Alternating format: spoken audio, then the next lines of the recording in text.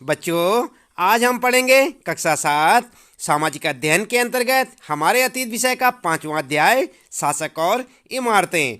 हम आपको बताएंगे इस पाठ से संबंधित प्रश्नों के उत्तर। लेकिन एक बार इस पाठ को अवश्य पढ़ लें और हम आपको सीधे लिए चलेंगे इस पाठ से संबंधित प्रश्नों के उत्तरों पर, जिन्हें आप अपनी नोटबुक में नोट करेंगे, उन्हें याद कर सकते हैं। बच्चों चलिए सबसे पहले जान लेते हैं जो पाठ के बीच में आपको प्रश्न पूछे गए हैं। बच्चों, पाठ के आंतरिक प्रश्न और उनके उत्तर। तो पहला प्रश्न आपके लिए, राजेंद्र प्रथम तथा महमूद गजनवी की नीतियां किन रूपों में समकालीन समय की देन थी और किन रूपों में ये एक दूसरे से भिन्न थी। तो आप जो है देख सकते हैं इसे। ये प्रश्न कहाँ पर मिलेगा बच्चों? आपको पेज नंबर 66 यानी कि 66 नंबर पेज पर आपको ये प्रश्न देखने को मिलेगा। आप अपनी पाठ्य पुस्तक में देखें।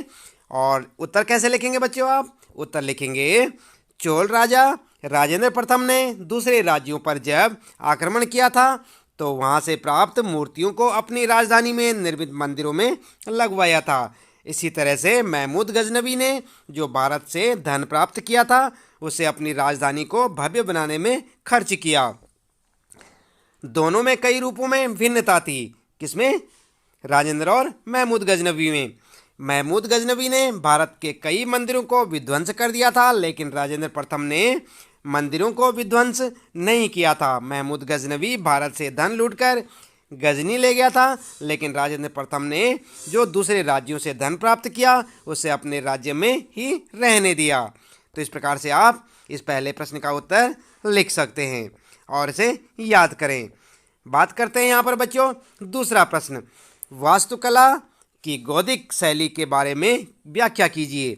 और ये प्रश्न मिलेगा आपको पाठ के बीच में। बच्चों ध्यान दें, आप 72 नंबर पेज पर, 72 नंबर पेज पर आप इस प्रश्न को देख सकते हैं अपनी पाठ्य पुस्तक में।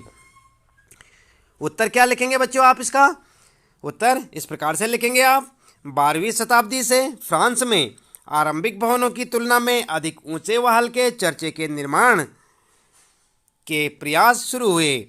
वास्तुकला की यह शैली गौथिक नाम से, किस नाम से? गौथिक नाम से जानी जाती थी। इस शैली की विशेषताएं नुकीले ऊंचे मेहराब, रंगीन कांच का प्रयोग, जिसमें प्रायः बाइबिल से लिए गए दृश्यों का चित्रण है, तथा उड़ते हुए पुश्ते, दूर से ही दिखने वाली ऊंची मीनारें और घंटी वाले बुर्ज बाद में चर्च से जुड़े। इस वास्तुकलात्मक शैली के सर्वोत्कृष्ट ज्ञात उदाहरणों में से एक पेरिस का नॉट्रे-डम चर्च है। ध्यान रखें बच्चों, 12वीं और 13वीं शताब्दी के कई दशकों में इसका निर्माण हुआ। तो इस प्रकार से आप अपने इस दूसरे प्रश्न का उत्तर लिख सकते हैं। बात करते हैं यहाँ पर आगे पाठ के अंत में पूछे गए कुछ प्रश्न होंगे। बच्चों आप देखें अपने पाठ के अंत में, वहाँ पर कुछ आपसे प्रश्न पूछे गए हैं, तो उनके उत्तर आप किस प्रकार से लिखेंगे? चलिए शुरू करते हैं। फिर से याद करें, सबसे पहले आपके लिए फिर से याद करें। और पहला प्रश्न है बच्चों, वास्तुकला का अनुप्रस्थ टोडा निर्माण सिद्धांत चापाकार सिद्धांत से किस तरह भिन्न है? तो आपने पाठ में पढ़ा होगा अनुप्रस्थ टोडा निर्माण और चापाकार सिद्धांत जो है, तो उसके बारे में यहाँ पर आपके लिए प्रश्न है ये कि ये जो है दोनों में क्या अंतर है। तो यहाँ पर उत्तर लिखेंगे बच्चों, पहले लिखेंगे आप अनुप्रस्थ टोडा निर्माण। ये 7वीं और 10वीं शताब्दी के मध्य वास्तुकार भवनों में और अधिक कमरे, दरवाजे और खिड़कियां बनाने लगे। छत, दरवाजे और खिड़कियां अभी भी ऊर्ध्वाकार खंभों के आर पार एक अनुप्रस्थ सैतीर रखकर बनाए जाते थे। वास्तुकला की यह शैली अनुप्रस्थ टोडा निर्माण कहलाई जाती है। तो समझ गए ना बच्चों आप, अनुप्रस्थ टोडा निर्माण शैली किसे कहते हैं। इसके बाद आप देखेंगे दूसरी शैली चापाकार सिद्धांत। और यहाँ पर आप देख सकते हैं दरवाजों और खिड़कियों के ऊपर की अधिरचना का भार कभी भी मेहराबों पर डाल दिया जाता था। वास्तुकला का यह चापाकार रूप था।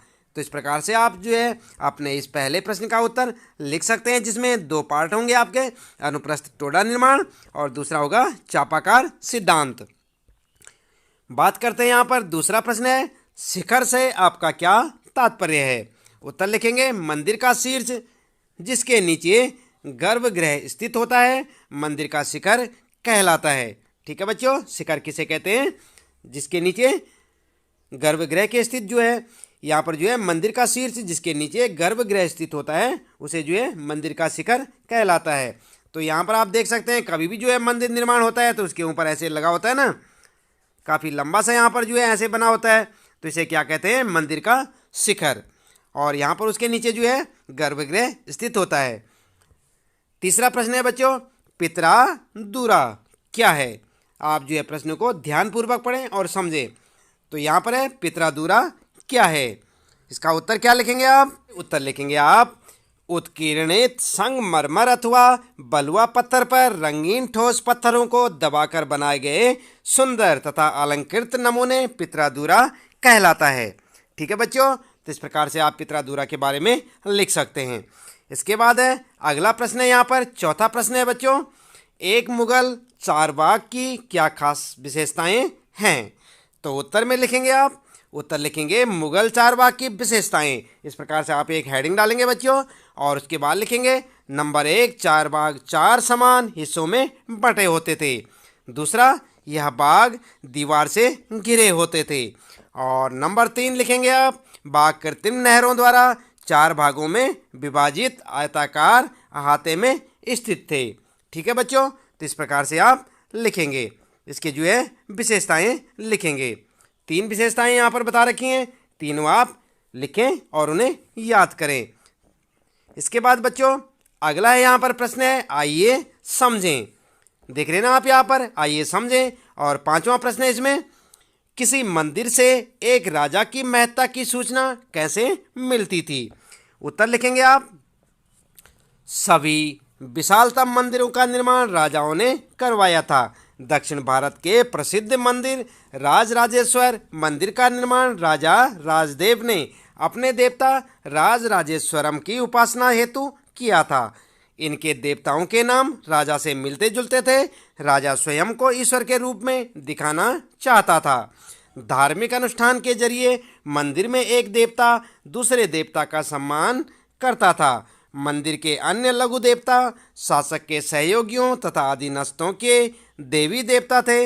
यह मंदिर शासक और सहयोगियों द्वारा शासित विश्व का एक लघु रूप ही था। जिस तरह से वे राजकीय मंदिरों में इकट्ठे होकर अपने देवताओं की उपासना करते थे। तो इस प्रकार से आप जो है यहाँ पर जो है 5वें प्रश्न का उत्तर लिखेंगे और उसे याद करेंगे।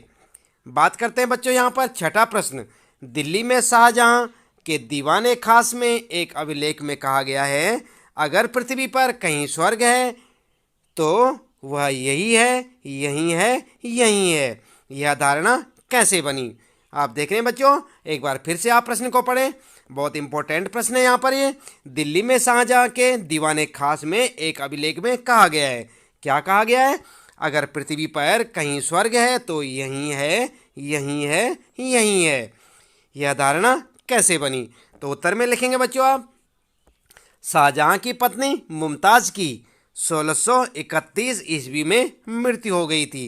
कब हुई थी मुमताज की मृत्यु? 1631 ईस्वी में। उसके बाद शाहजहां का मन आगरा से हट गया था, इसलिए उसने 1639 में यमुना नदी के समीप लाल किला का निर्माण करवाया। लाल किला के अंदर बनाया गया दीवाने खास संगमरमर का बना हुआ अद्भुत इमारत है, जिसमें कई तरह की नक्काशियां बनाई गई हैं। इसकी सुंदरता को देखते हुए ही दीवाने खास में एक अभिलेख में कहा गया है, अगर पृथ्वी पर कहीं स्वर्ग है तो यही है, यही है, यही है। ठीक है बच्चों, तो इस प्रकार से आप इस प्रश्न का उत्तर लिखेंगे। इसके बाद 7वां प्रश्न है यहाँ पर आपके लिए, आपके पाठ में, मुगल दरबार से इस बात के कैसे संकेत मिलता था कि बादशाह से धनी, निर्धन, शक्तिशाली, कमजोर सभी को समान न्याय मिलेगा? तो उत्तर में क्या लिखेंगे आप? उत्तर लिखेंगे, मुगल दरबार में निम्न बातों से संकेत मिलता है कि धनी, निर्धन, शक्तिशाली, कमजोर सभी को बादशाह से समान न्याय मिलेगा। नंबर 1, कौन कौन सी बातें हैं? नंबर 1, बादशाह के सिंहासन के पीछे पित्रादूरा के जड़ाऊ काम की एक श्रृंखला बनाई गई थी, जिसमें पौराणिक यूनानी देवता ऑफिसियंस को बीणा बजाते हुए चित्रित किया गया था। और नंबर 2, ऐसा माना जाता था कि आर्फियस का संगीत आक्रामक जानवरों को भी शांत कर सकता है और वे शांतिपूर्वक एक दूसरे के साथ रहने लगते हैं। नंबर 3, शाहजहाँ के सार्वजनिक सभा भवन का निर्माण यह सूचित करता है कि न्याय करते समय राजा ऊंचे और निम्न सभी प्रकार के लोगों के साथ समान व्यवहार करेगा और सभी सद्भाव के साथ रह सकेंगे। ठीक है बच्चों, तो इस प्रकार से आप अपने प्रश्न का उत्तर लिखेंगे। और प्रश्न है ये 7वां, उसका उत्तर थोड़ा बड़ा है बच्चों, लेकिन आप जो है अच्छे से इसे समझें और इसे याद करें। बात करते हैं यहाँ पर 8वां प्रश्न है बच्चों, शाहजहानाबाद में नए मुगल शहर की योजना में निर्माण नदी का, एक बार फिर से पढ़ें, शाहजहानाबाद में नए मुगल शहर की योजना में यमुना नदी की भूमिका क्या भूमिका थी? तो उत्तर में लिखेंगे बच्चों, शाहजहां ने दिल्ली में यमुना नदी के तट पर स्थित सलीमगढ़ स्थान पर शाहजहानाबाद की नींव रखी थी, क्योंकि यह स्थान कई दृष्टि से उपयुक्त था। नंबर 1 क्या था? यमुना नदी के तट पर होने के कारण इस शहर को पीने के लिए पानी आसानी से उपलब्ध था, क्योंकि जो नदी के तट पे जो शहर बसे होते हैं बच्चों, उनमें पीने की पानी कमी नहीं होती है। नंबर 2, यमुना नदी के तटवर्ती भाग प्रायः समतल था। और नंबर 3, दिल्ली में शाहजहानाबाद में उसने जो नया शहर निर्मित करवाया उसमें शाही महल नदी पर स्थित था। ठीक है बच्चों, तो इस प्रकार से आप इस प्रश्न का उत्तर यानी कि 8वें प्रश्न का उत्तर यहाँ से इसी प्रकार से लिखें और उसे याद करें। इसके बाद बच्चों बात करते हैं यहाँ पर आइए विचार करें। अगला प्रश्न है आइए विचार करें से, और यहाँ पर है प्रश्न 9वां, आज धनी और शक्तिशाली लोग विशाल घरों का निर्माण करवाते हैं। अतीत में राजाओं तथा उनके दरबारियों के निर्माण किन मायनों में इनसे भिन्न थे? तो उत्तर लिखेंगे आप, अतीत में राजाओं तथा उनके दरबारियों के निम्न प्रकार से आज के धनी और शक्तिशाली लोगों के विशाल घरों से भिन्न थे।